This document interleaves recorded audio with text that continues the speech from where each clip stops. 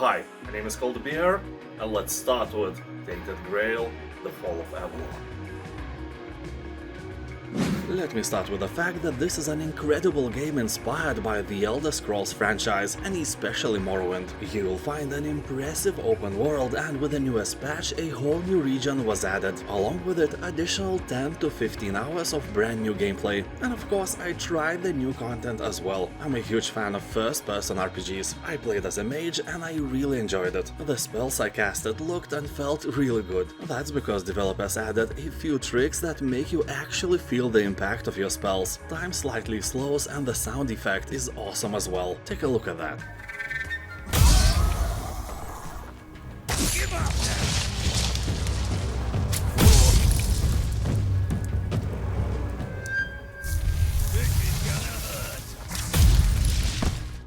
Although I made a hero that was a glass cannon. In other words, if anyone even slightly touched me, even with a tip of a dick, I died. But I don't know, I have liked this type of build since my ancient days playing World of Warcraft, where as a sneaky glass cannon warlock I had so much fun in the battlegrounds. Keep in mind that The Fall of Avalon is not a AAA kind of game, more like a very ambitious indie project. You know, like Outer Wilds for example, indie but awesome. Also keep in mind that it is in early access, don't expect miracles as well. Despite that, I can really recommend it for you if you like Elder Scrolls. Bethesda is not the only one who can make these kind of games anymore. The Fall of Avalon is getting better and better with every patch. They are slowly brewing a masterpiece, that's for sure. I especially like it because of its beautiful dark fantasy world, really grim and eerie. It's like someone crossbred Elden Ring and Morrowind, and if you like that as well, there is no way you can ignore it.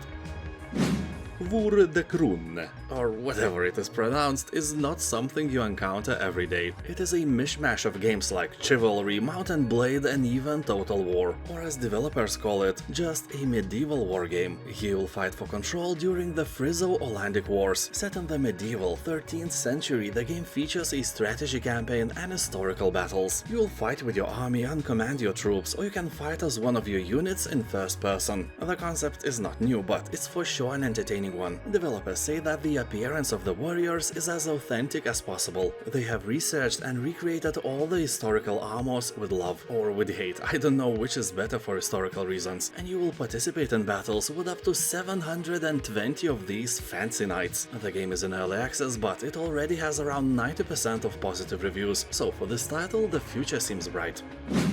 Deflector. This is a top-down action roguelite where you dive deep into hostile worlds teeming with viruses. You will encounter increasingly challenging enemies with your weapons and their own deflected projectiles. You will also have to choose one of several bioshells, each with unique weapons, abilities and means of deflecting projectiles. You know, the name of the game is not just a fancy word.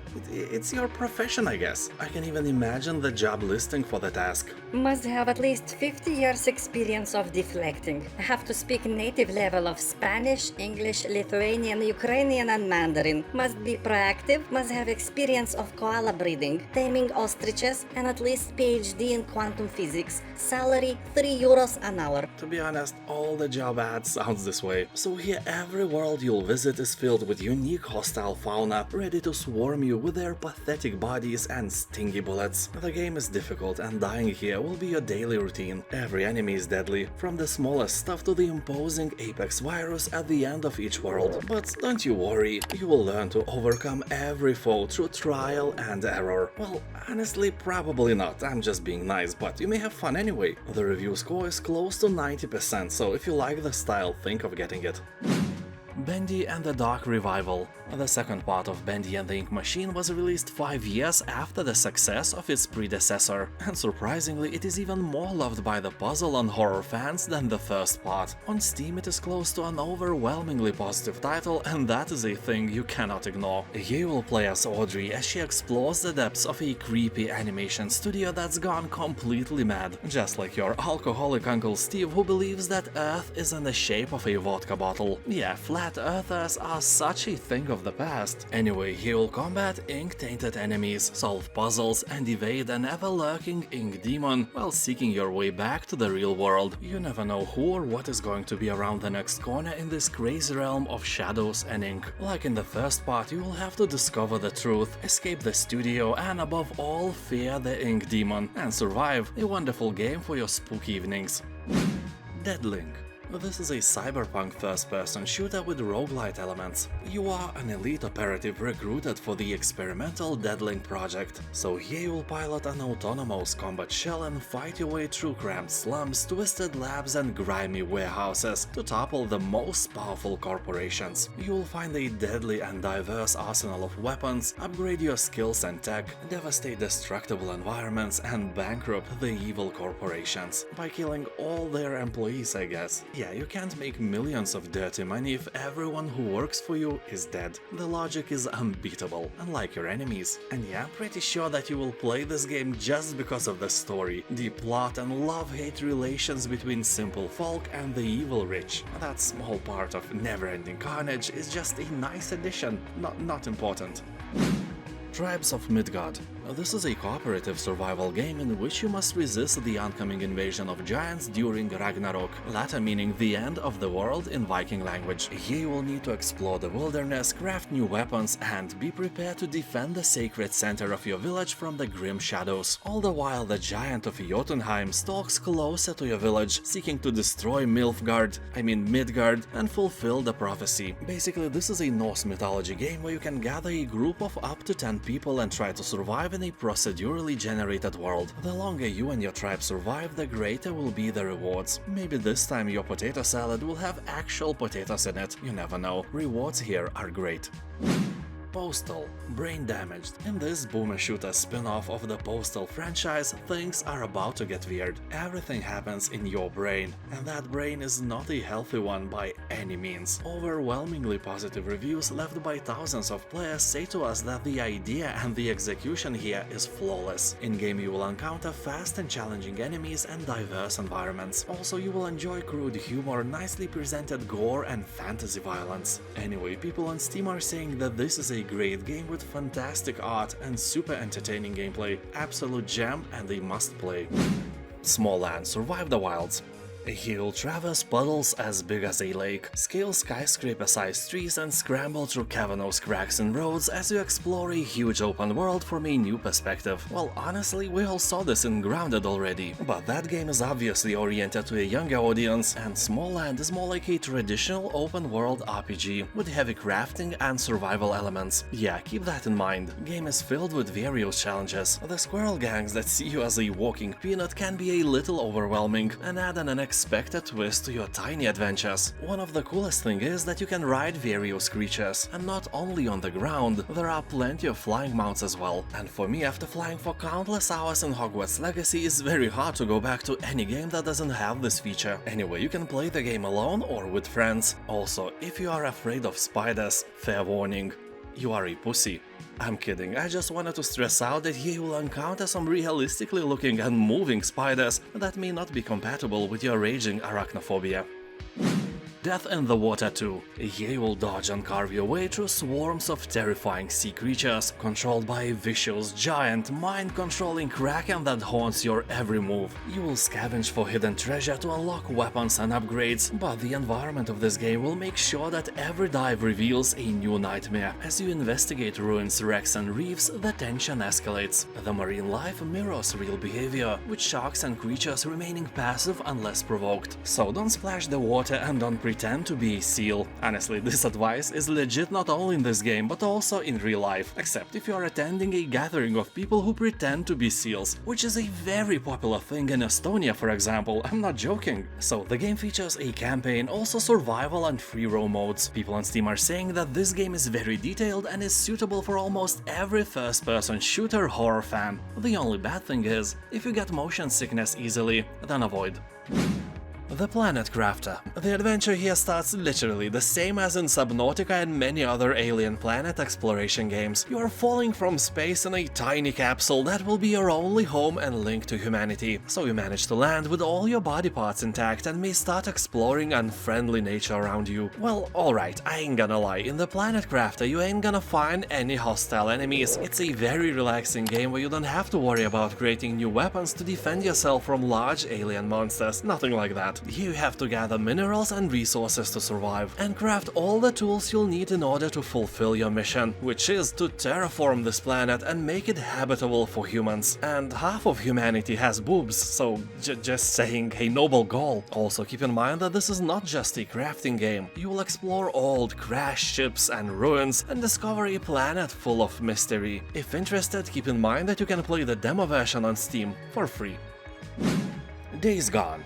This is an open-world action-adventure game set in a harsh wilderness 2 years after a devastating global pandemic, which made a lot of zombies out of unlucky humans. Here you will take control of a bounty hunter trying to find a reason to live in a land surrounded by death. You will scavenge through abandoned settlements for equipment to craft valuable items and weapons, or take your chances with other survivors. Days Gone has very positive reviews on Steam, so if you like zombies, give it a try.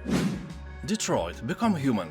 Here, decisions will dramatically alter how the game's intense, branching narrative plays out. Your choices really matter, not like in real life. Basically, the whole game is built around your choices. You can't do anything here except to choose what to do in certain situations. Well, also you move around a little and search for clues, but that's kinda it. And every decision you make, no matter how small, affects the outcome of the story. And in this game, no playthrough will be exactly the same. You can replay again and again to discover a totally different conclusion, sometimes absolutely unexpected one. Well, let's be honest, you probably won't do that many times, but it's nice to know that the ending you got is really unique. Also, you can try the free demo version on Steam.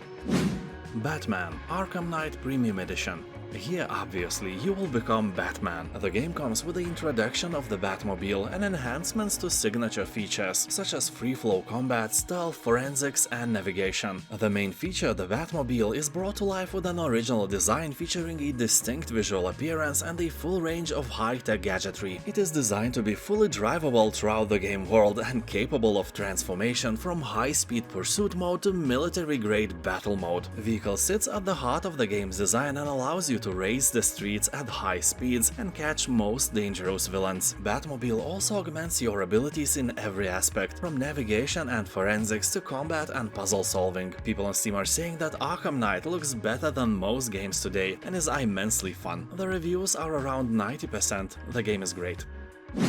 Medieval Dynasty.